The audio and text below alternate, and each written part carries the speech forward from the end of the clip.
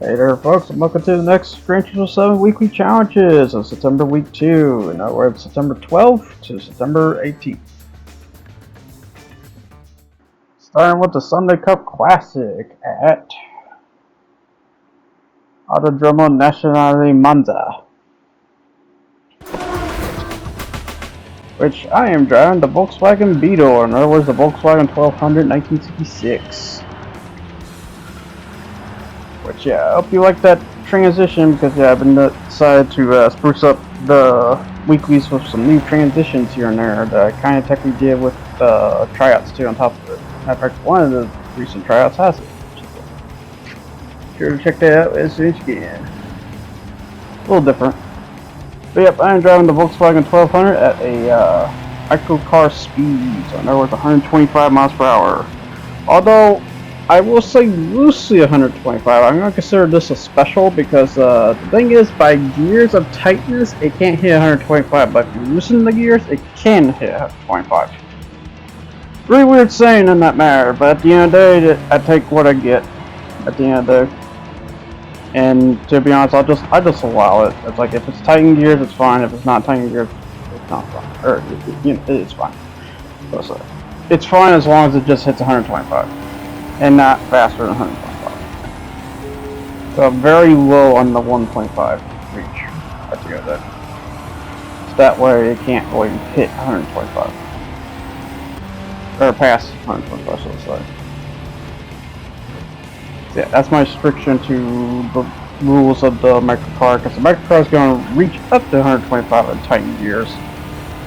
Or it can technically, if it reaches 125 by loosening gears, that's also fine too. This, as long as it's, what's I supposed to say? Not too overpowering at the end of it, or not too indifferent, so. Yep, this Volkswagen Beetle just driving comfort sauce, able to go to 125 miles per hour. So, if it's 124 horsepower, so basically 1-to-1, just a bit more. So at the end of it. And this is no weight reduction here, so you got what you got. Which I think it weighs like 1,800 pounds, so exactly it's already light enough for a race. But then again, it's a Volkswagen Beetle, it's basically a tub car too. One of the tub cars that are still around. Considering its production didn't end like till 2000, so it's like, good god. And that was in Mexico, I believe. Mexico was using the crap out of these at the end of the day, because how economically good they are and how less of electrification they have, because that's how it's like down there. So their technology is just a bit limited compared to our standards. So I mean, I'm not saying it's like completely limited, but it's just more limited. Kind of bad. Such. Then, you know, they have their different beliefs and stuff at the end of the day when it comes to Brazil and such. In a good way, technically. It's very good to think like that, so you can technically, you know, build your civilization more without having to getting the help from others. Which is, you know, technically good. It just kind of also sucks though that, you know, at the end of the day, another nation is just kind of more of an enemy than a friend. That's what it kind of feels like. When at this point, I feel like that we should all be friends at this point. You know, keep the world driving instead of having war onslaught left and right. As the saying goes, United Nations. And if I had the flag to represent, I would represent more of a united than an American at the end of the day. Or I represent all than just one.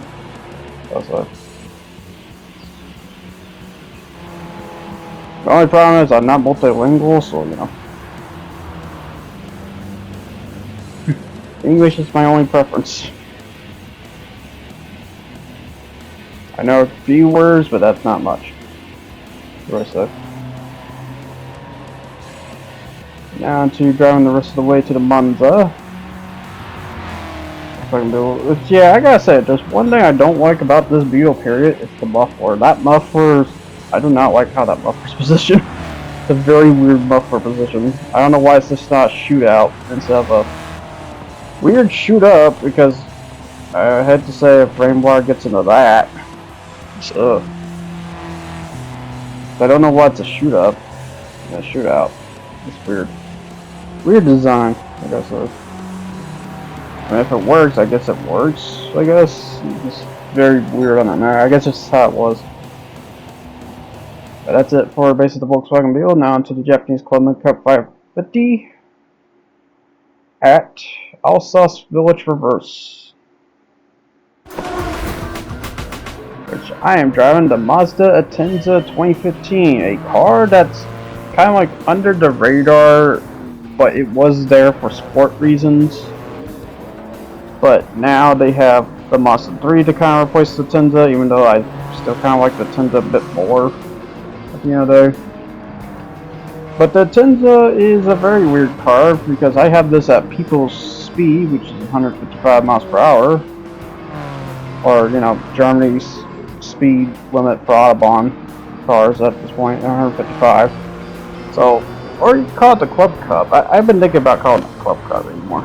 Club Cup speed, which is 155. But yeah, driving the Atenza because the Atenza is odd.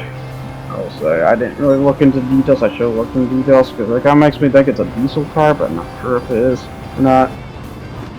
But there's one thing that's super weird. Its gears. Its gears are super weird. Like I say, it almost feels like I'm driving a CVT at the end of the day, like a fake manual transmission CVT kind of car.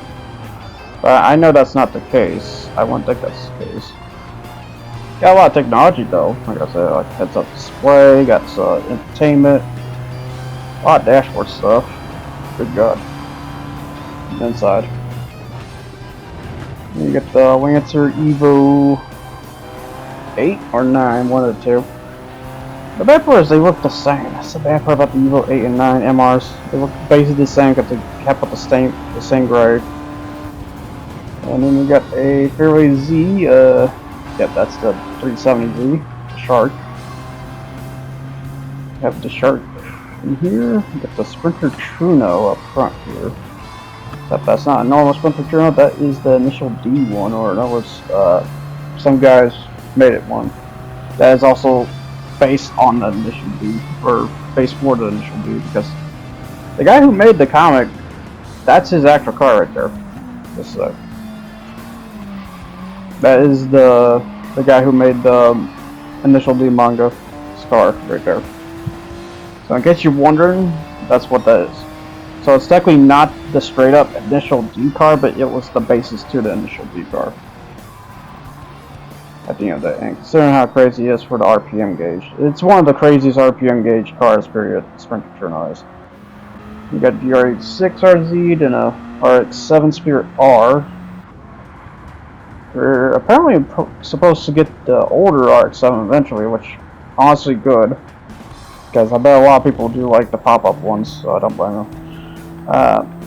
CWS15 Spec R, and then you get the R32 GTR V-Spec, a little bit modified, same as the R33 here.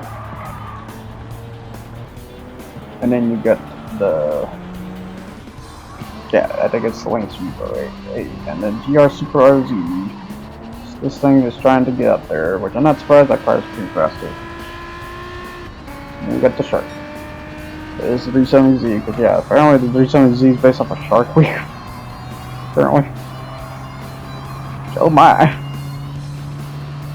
It's sexy though.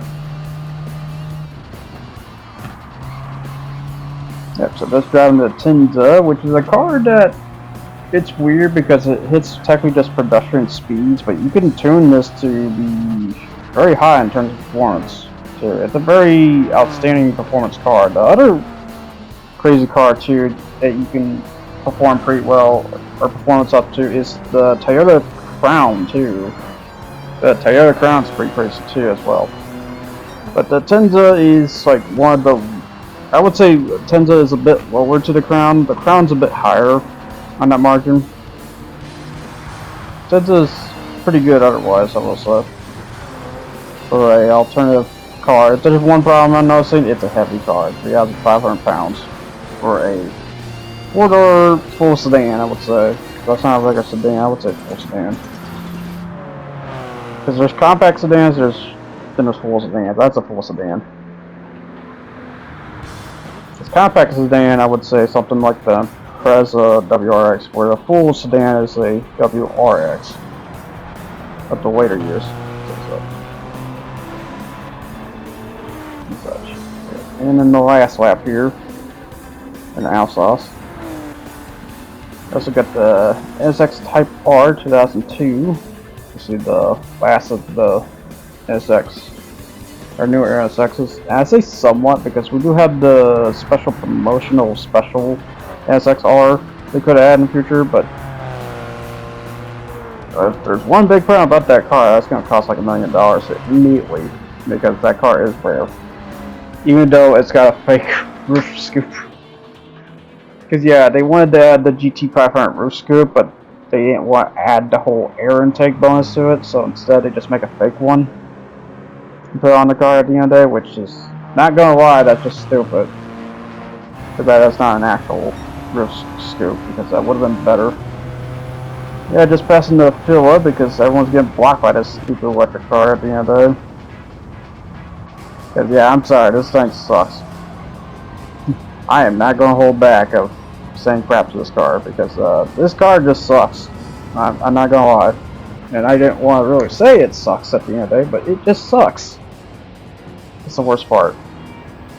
Because there's nothing I can really do with that at the end of the day. I even tried to do microcar speed. You can't do that. You can't down tune it just enough.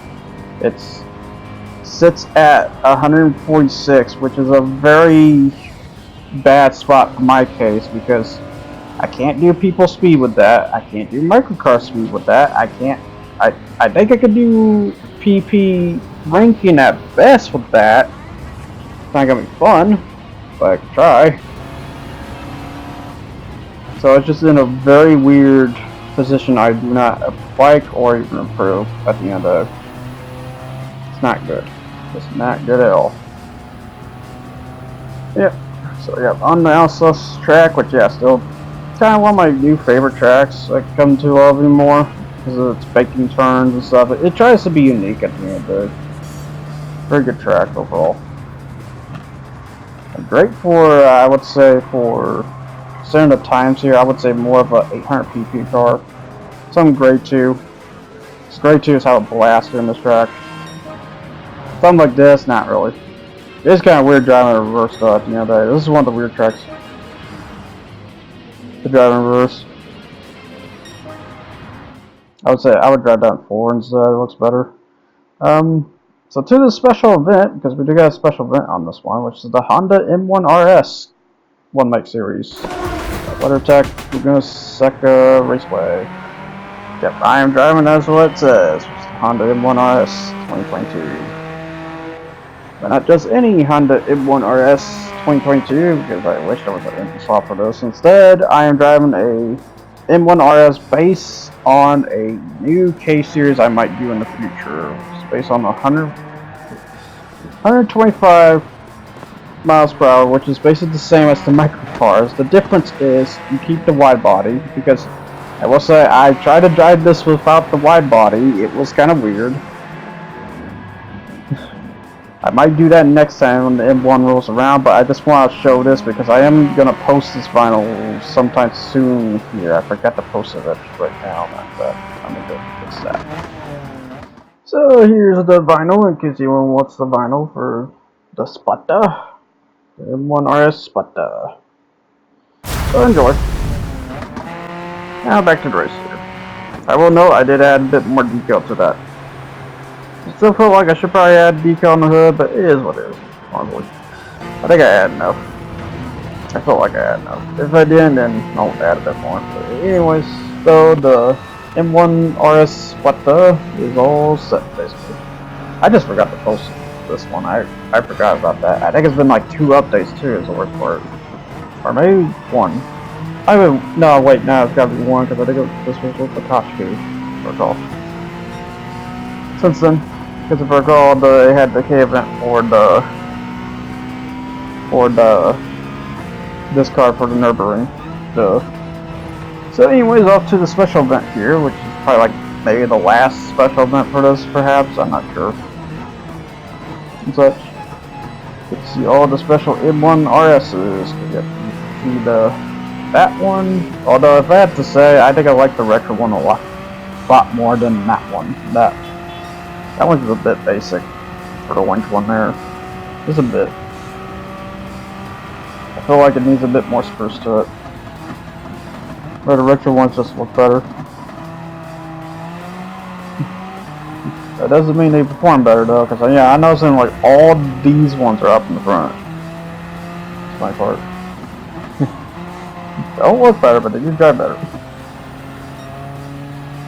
But yeah, this feels like it. All they did was they took a black stripe, stretch it across, had the Honda, then a 5, a little bit decal on the windows, and that's it.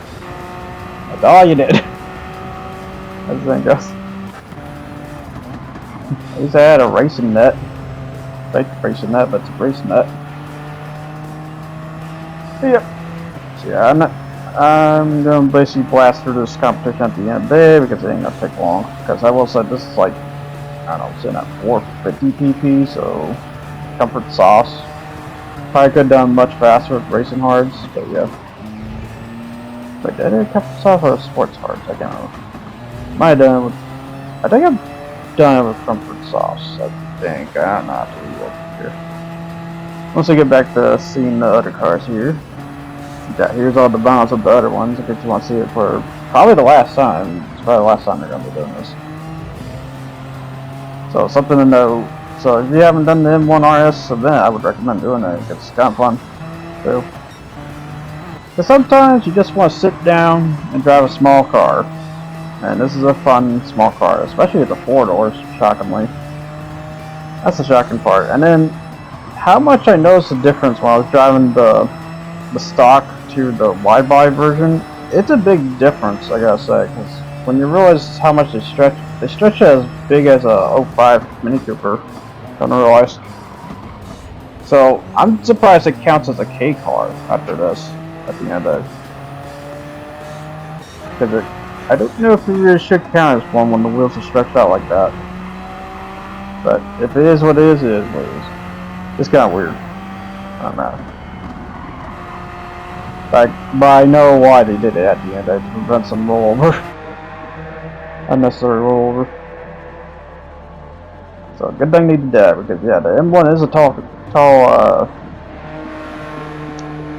hatchback at the end of it. Well, I don't know if hatchback or yeah, it's hatchback, yeah. Tall mini hatchback at the end of the day. Or a K car.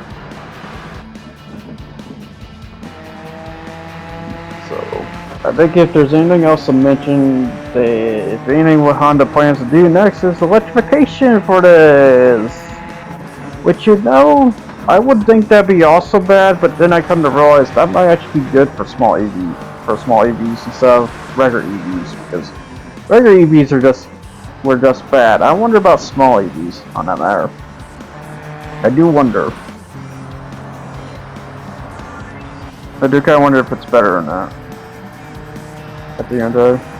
That's now apparently they had a whole discussion about the M1 electric car, and its importance is that it needs to beat the Nissan Sakura, which I guess is another electric K car that Nissan does. Cause yeah, I guess Nissan does K cars too. I don't know what exactly. I'm curious, like what kind of K cars they have. Yep, now onto the final lap here. Cause yeah, well, this like it's a good track too for the K cars, cause it's like almost 2 minutes, but it's just right. It's a balanced track for these price tags, where faster cars, it's more of a corner track at that point. For this car, though, it feels more of a, you know, a balanced track at the end of it. Because they don't really go up to speed that big. And to be honest, you really don't need to. But yeah, as the saying goes, we hitting points of limits and stuff when it comes to cars and stuff. But sometimes we just need to sit back and rethink of a better balance, so you know. Like, is it possible to give it more durability, or is it possible to give it more acceleration all at that horsepower at the end of it? Because horsepower is things, but it's not everything. So, because at the end of the day, the real cause that makes your car to go even faster is the transmission, clutch, and everything else. Without that, you won't be that fast at all. You may have that power, but does the car even have the traction to even hold it down at the end of it? Because yeah, that's the other thing. Traction, brakes, transmissions, like the other big three things you need to know behind the backs of your horsepower at the end of it. Is it really punching that all that horsepower down, or is it not? That's basically it for the M1 RS special event, which up to the M1 at that point. And now onto the Nissan GTR Cup at the Circuit de Santa Cruz layout A, probably the biggest layout ever. I am driving a Nissan GTR 2017 that is tuned for 200 miles per hour, which is good enough for this competition at the end of the day, especially when they're all required to use sports tires at the end of it. Even I am. So, this is a sports setup at 622 pp at the end of the day. So still, even with, well, technically it's a weight reductions doing it. Because I will say, you could put like a stage 5 weight reduction on this car. So it's a little ridiculous. So, weighing only like 2,600 pounds at the end of the day. A big bulky car that weighs almost less than a ton. That's kind of impressive, not gonna lie.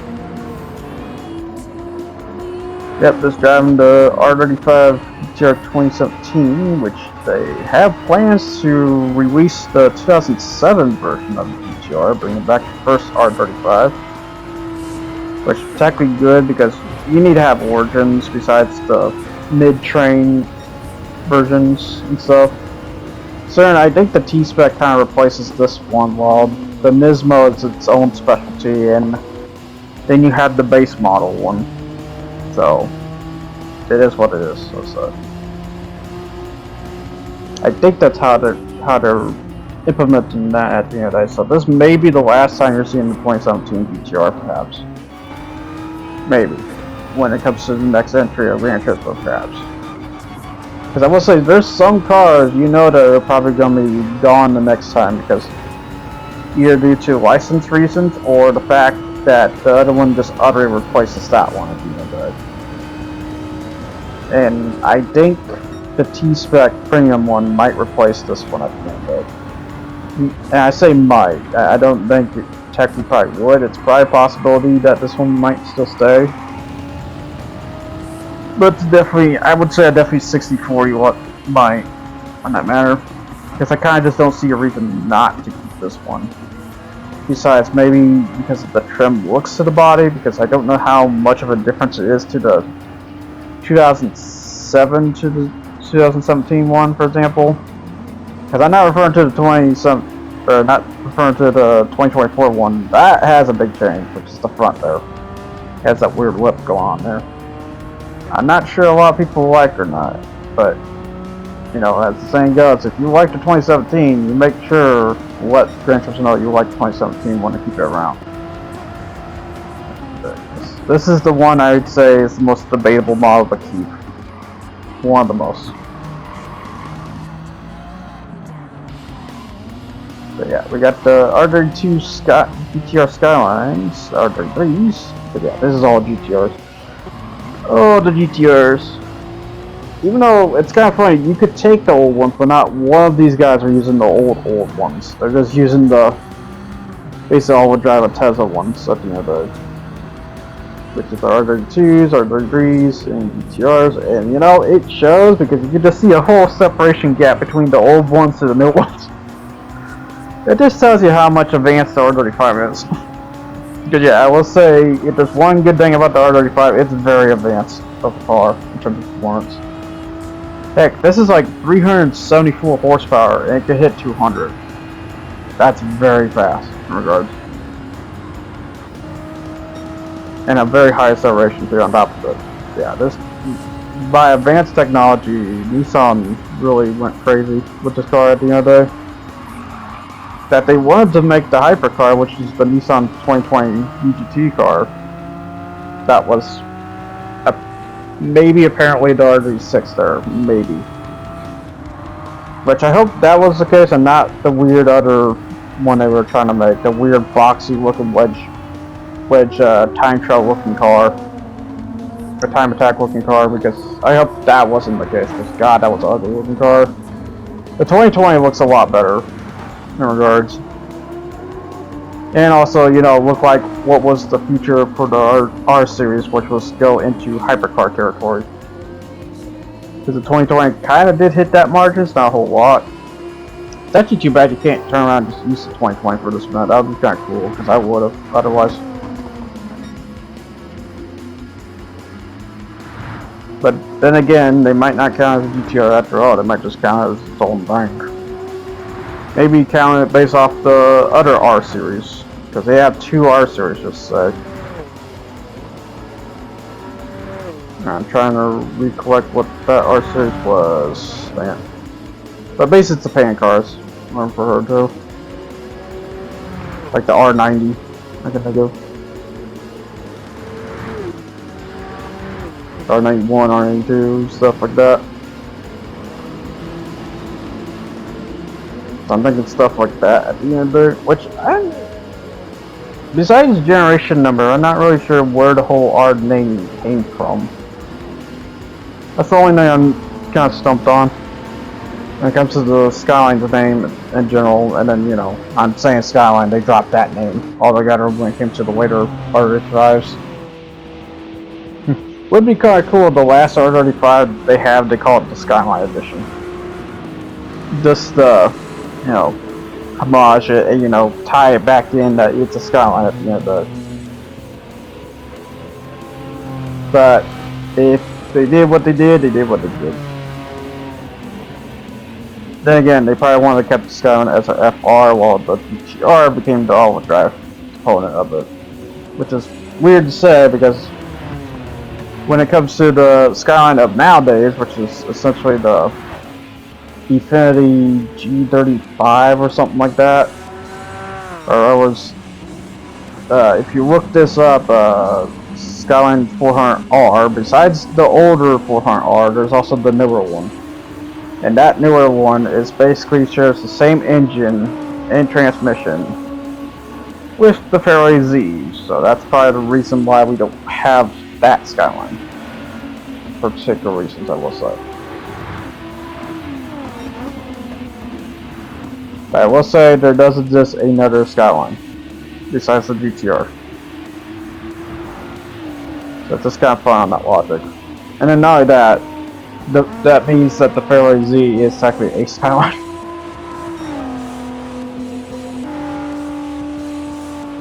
Because it uses the same motor. So it's the fun case on that logic.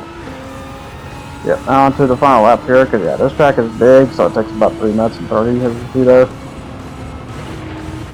Could it went a lot faster if I went with probably 230 miles per hour? Probably. I probably should have with this car, but you know, it was. Yeah, I think this car has the potential to do greatly. I just have to see how bad it does on the fuel suckage and the tires and stuff when it comes to 230 miles per hour. That is the tough part. So,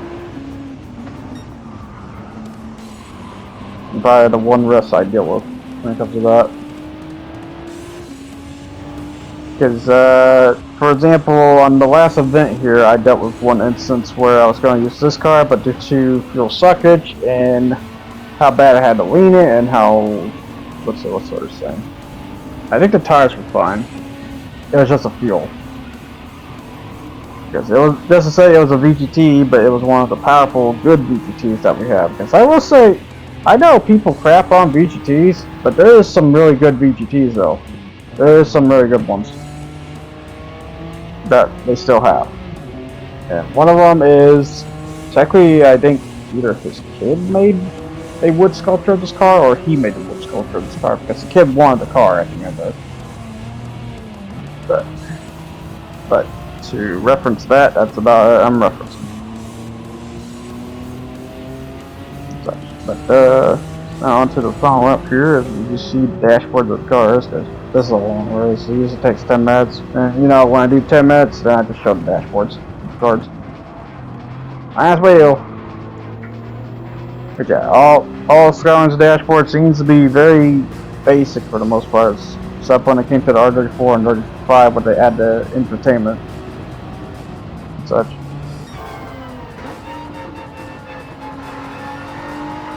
So and this one definitely has the infotainment right there. So yeah, this is when the infotainment to start adding, which makes me wonder, does the 2007 have the infotainment? I assume it does, since the R34 has it. I'm assuming it does, for the most part.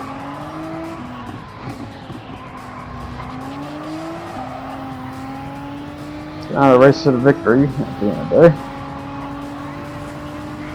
Yeah, there's nothing on base speed hitting me at the end of the day, because yeah, I think with that rate reduction, it makes me way turnier than ever before.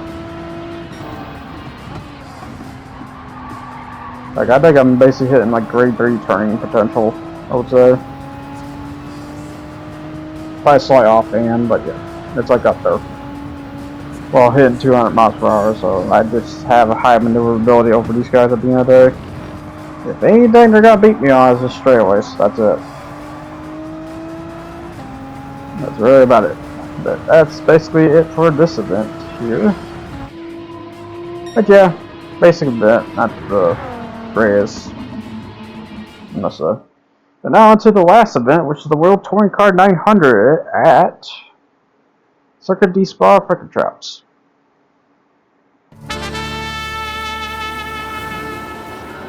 Yeah, I had to do that last transition because it's the final race of the weeklies, and for this race I am doing the Audi R18. A paying car that I decided to tune for 200 miles per hour because I was curious, and to be honest, I'm gonna be honest about this, it's probably good I did this because I will say I don't think I hit 230 miles per hour just aside. Which you're gonna say instantly, yeah, that's disappointing. I have reasons why that's disappointing because so I know why the VGT Audi pan car exists now as a result of this one. Because this one doesn't have turbo at all. It just doesn't have any turbo upgrades. So what you bought for the Audi R18, I hope you didn't bought this car for that reason, because it's not a great pan car at all.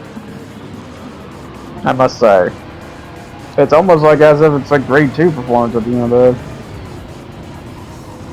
Which is basically, you know what, they're struggling for this particular reason. But like, screw it, okay, this works.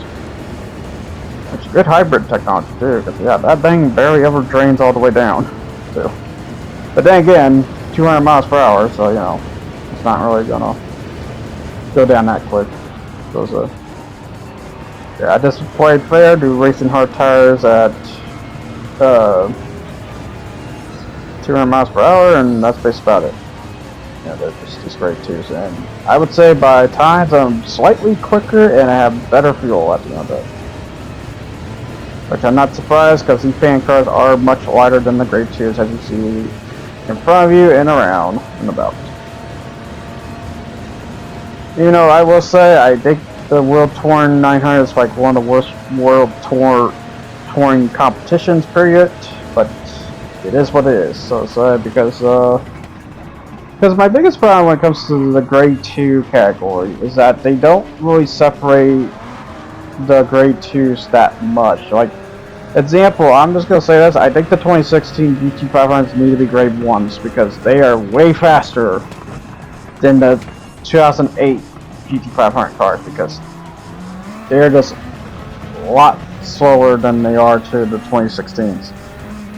But they're only slower is if you tune them. If you do not tune the 2016s, they are technically like somewhat on par with the 2008, just a bit more on that logic. So it's just really weird, and I also see a reason why they did grade 2 at the end of it. It's just really weird on that margin. Like, I want to say they should be in a category of their own, but I don't know how they would do that. So It's just very weird on that margin. And you know, you would think I would say, okay, so surely the DTM Audi RS5 or whatever it's called is in a grade 1. No, I technically think that's grade 2 because the fact, for some reason, that car is slower. If you want to know what's weird, yeah, the RS5 Turbo DTM is slower than the 2016 GT500. I'm not really sure why on that part. It's very weird. But yeah, I will say the 2016 GT500s are faster than that DTM. It's very weird to say that. It does make me wonder if when I pit a 200 mile per hour GT500 2016 versus you know, the pan car I'm driving here, the 2016 R18, see how much of a difference it is. Because I assume the GT500 2016s are going to be faster on some cases compared to the pan cars here. But I have to see a bit more about that. And you know, it's going to make sense too, because just say they burn more fuel quicker than the pan cars do. Pan cars are supposed to be light and enduring, as the name implies. As the same does. Where the GT500s are also enduring, but they're still based on production cars at the end of the day. Where LMPs are based on experimental projects and such. That's like the GT1 cars, like the McLaren F1 there. That is a production car done a race car. Now the reason why we don't have that GT1 competition anymore is because people don't like paying high-dollar cars. So as a result, that's technically been not only GT1s have not only got downgraded, but they basically literally got turned into GT3 at the end of the day. Because of people buying what's right and what's not right at the end of the day, and I guess it really shows at the end of the day. If people just want to buy a reasonable priced car at the end of the day, instead of an unreasonable priced car, which is the McLaren F1. That's my biggest problem about the McLaren F1. It looks sick as heck. The problem is, it's not reasonably priced at all. Like, if the Celine F7 was the alternative option to show up, I would buy that over that. I'll just say that.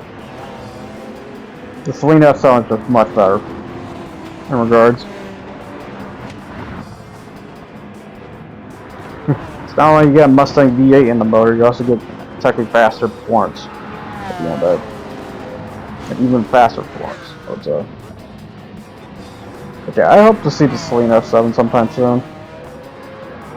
Because that's the other hyper supercar that I had. In terms of look wise. And then the CLK production one, they add that one too. Which is weird because it's kind of funny because we have the 911 Strassen version, we don't have the race car version of it. But speaking of race cars, we need to add the 911 race car. And then the 911 GT2 race car, I believe it's called. So that's the other crazy Strassen version too out there. So yeah, so there's a lot to be said. Oh, and you're probably wondering why the times, because yeah, it was getting late and stuff. I had to record this later. So that's why you see the times on the right, in case you're wondering about that. Because yeah, these races, they take a while. They're 20 minutes. Yeah, they're gonna be here for a while. So, or you just, you know, skip straight to like 50 minutes in here and stuff. Yep, just trying to get up there with the R18. It's kind of a challenge, really. I'm surprised about this. It's like, oh, I figure I just blow right through the competition. I slightly blow right through the competition, but not a whole lot. It's like right on par. A little bit. The only reason why they don't beat me is because their gears are tight. Because as you know, it's like as soon as they hit 6th gear, they're only hitting like 160, so it's not that fast. So yeah, it makes me wonder, putting these cars at 200 miles per hour, just how faster they are compared to the pan cars. Because that's an interesting competition to think of, though. And kind of funny, too. See some GT500s versus some pan cars.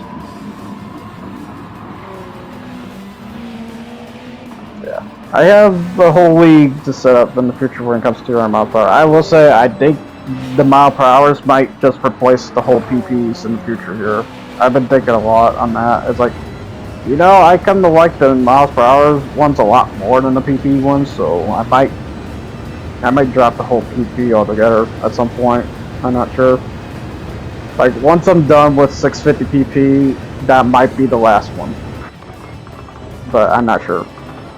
I've been thinking a whole lot about that. Because I find the miles per hour a bit more even in terms of competition compared to PPs in regard. Like, the only reason it's not, you know, balanced is if this car so happens to not have that tuning where this one does. But if that's the case, then, you know, I might, you know, pull some bannings and stuff to prevent that from being broken at the end of the day. So I do want to keep the competition on par at the end of the day. But yeah, it makes me wonder why. I mean, I assume Motorsports does this for balancing reasons. Just, you know, limit their miles per hour at the end of the day because, you know, I don't want the car too fast throughout the track because, you know, your brakes might not handle it, you say. Because yeah, your brakes can only handle so much over time. And reminder, real life. So, oh yeah, and something happened here. I had no idea what was this McLaren F1 thinking, but just look at this. Okay, as we drive up along the way to the pit lane because he needs a pit because he is low on fuel. But yeah, again, with it's like God studded the car. But as the saying goes, why on earth are you guys adding grade 3 cars with the grade 2s? They are nowhere as close to grade 2s in terms of competition performance at all. That I will say. They are nowhere as close. That's the one thing I have a gripe about this World Touring at the end of the day. I mean, the GT500s are fine. It's just, you know, why is this here? So to say. It just doesn't make any sense. And the best part, it's on the cover too this time. It's like blatantly show you, oh hey, the grade 3s can do it. Oh, I bet you they could.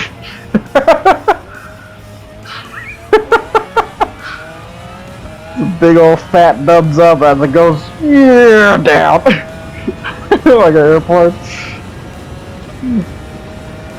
I don't know, maybe I should try the challenge, try grade 3 versus the grade 2s just to see what they mean by this, but you know, it's just kind of scary to do. I have to see. Because I am curious. Like, why do they keep showing grade 3s versus grade 2s at the end of the day when you can clearly see the gap? Like, it's like far in between. The grade 2s have way more endurance level than grade 2s can ever muster. On that part. Better bring the ketchup though. That's the thing goes. But yeah, it's just like no, that's not gonna work. Oh yeah, I will say, as you notice the clouds in the sky, yeah, it can rain. Matter of fact, I had to technically do this event again because I forgot to buy fucking rain tires. I need to buy rain tires every dang time when I tune my car. Because lately I haven't been doing that. And I need to turn around and just do that. It's just the problem is, the rain tires are at the far end.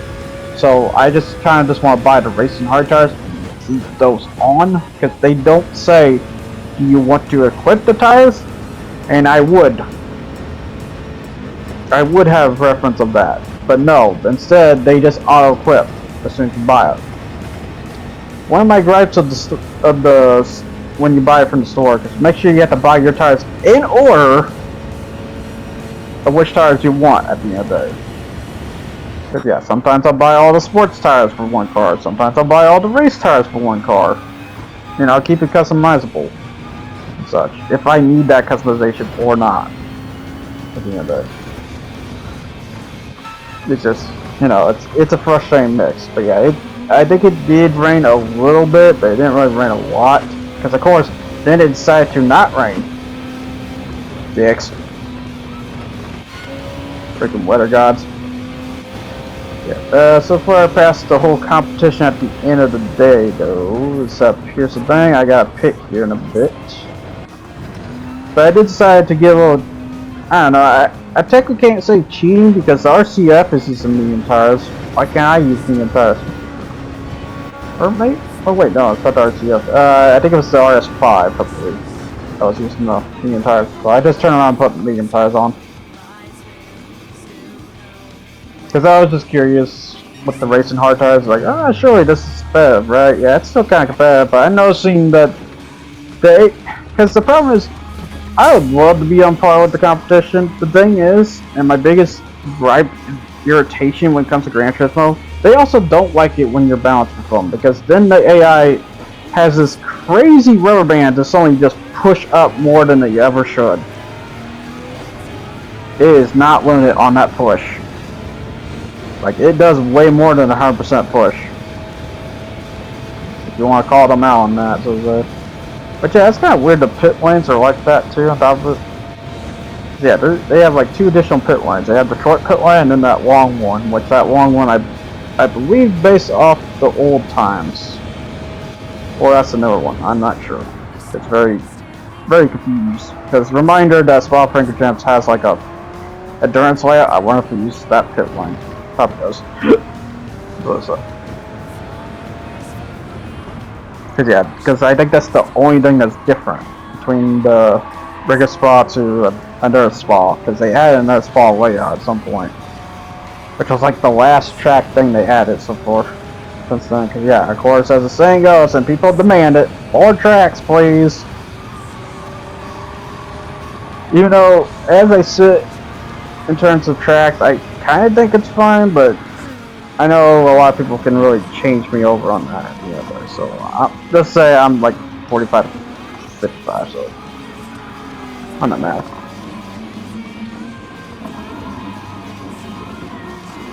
Okay, so now to catch up the competition once again versus this Nismo GT7 2016, and then the RCF GT7 2016.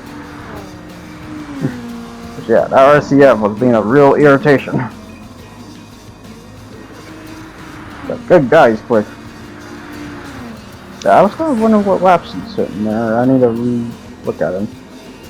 So I'm hitting like 207. That was with race hard tires. I will say for racing mediums, I will say in advance 207 straight. Okay, 210.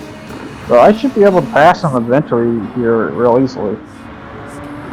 It just feels like there's instances where they're going quicker than they really should. Which is weird. They're just hallucinating like big time. It's like, I don't know, it just... Gran Turismo gave me this PTSD when I see an opponent that I am on par with in terms of competition. I have to be worried because there's a case where they just start driving faster than they should. Yep, so now onto the rest of the race here. About maybe, I don't know, 4 more minutes, perhaps here, maybe 2 more minutes, no, 4 more minutes.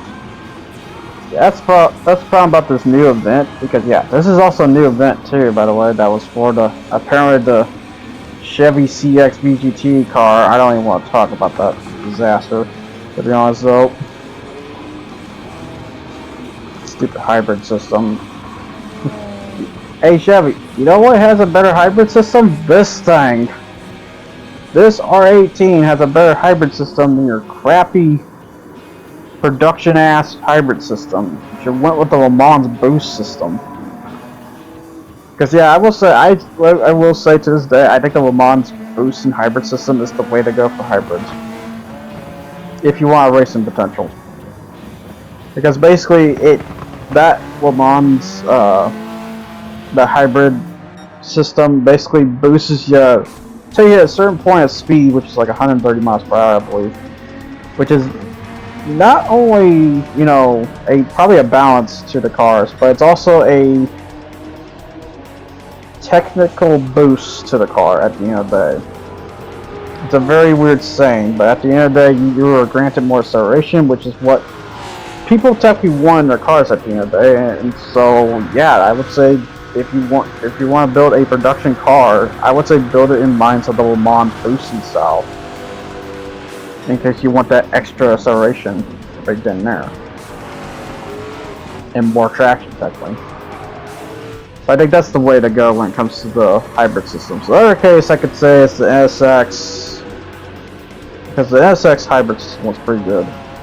For a production hybrid system, I think the NSX was kind of still the best on that. Because I had never seen that ringing out, period. But I could be dead wrong about that. I need to test the NSX a bit more on that measure to say.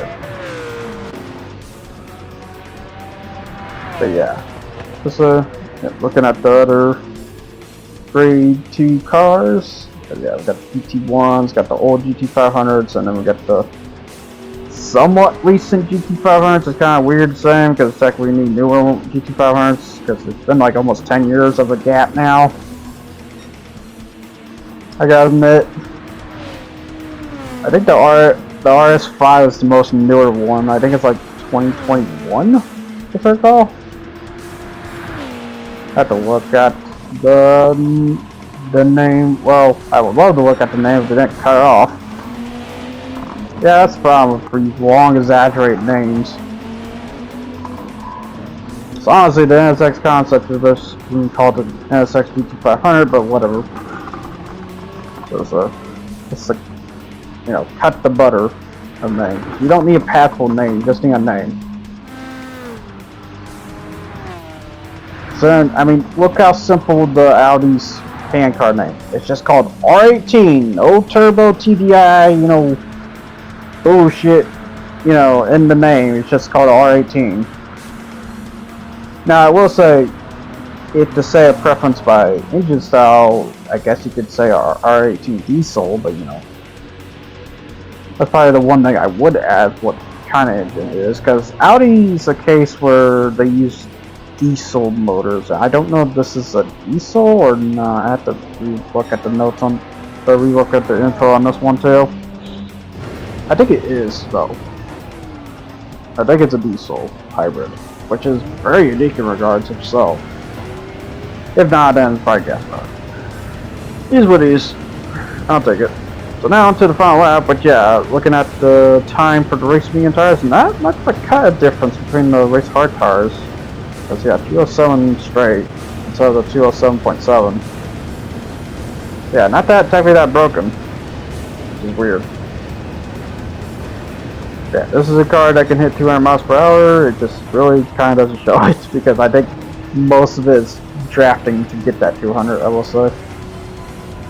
And also, I'm on a hill climb on this wall straight there because yeah, that's the one thing to note when you're driving the straights on this one because you're hill climbing. I do kind of wonder, speaking of tracks to drive in reverse, I am curious about driving this track in reverse because this looks more interesting if you drive in reverse. So you get to go down the roller coaster chute instead of going up it. I just don't think you can drive this one in reverse. I think this is the other ones you can't drive in reverse. The other one you can't drive in reverse is Mount Panorama for some reason. You know, I'm pretty sure they do reverse layouts for that. I thought. Then again, Grid Legends could be lying to me on that one. Oh well. It's what it is.